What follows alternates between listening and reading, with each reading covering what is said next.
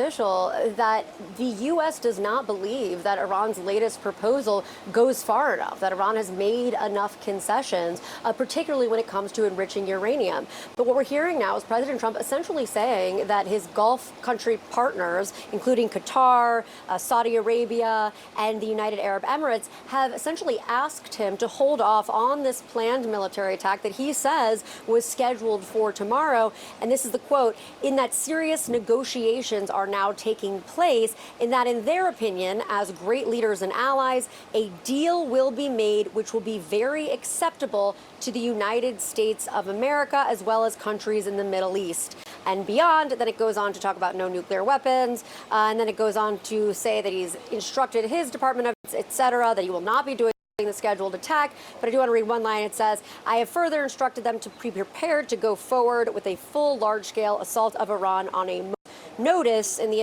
event that an acceptable deal is not reached. Now, of course, we have been reporting that President Trump has been growing increasingly frustrated by the negotiating that Iran is doing, essentially feeling as though it's not moving quickly enough. I will remind you that a couple weeks ago, I asked President Trump if he believed Iran was slow walking this process. He said he really wasn't sure at that point, but that was still weeks ago, and we seem to be in the exact same place. And this is also happening as President Trump has expressed this frustration to aides, to U.S. officials as well. It's not just about the negotiating, but it's also about the Strait of Hormuz and this extended closure, which is having a ripple effect throughout the global economy, the global oil industry, and of course sending prices here in America skyrocketing. There is a real concern that gas could go above $5 a gallon in some places. So right now, we are hearing President Trump saying that he's having these conversations with these Middle East partners, that they're telling him to hold off.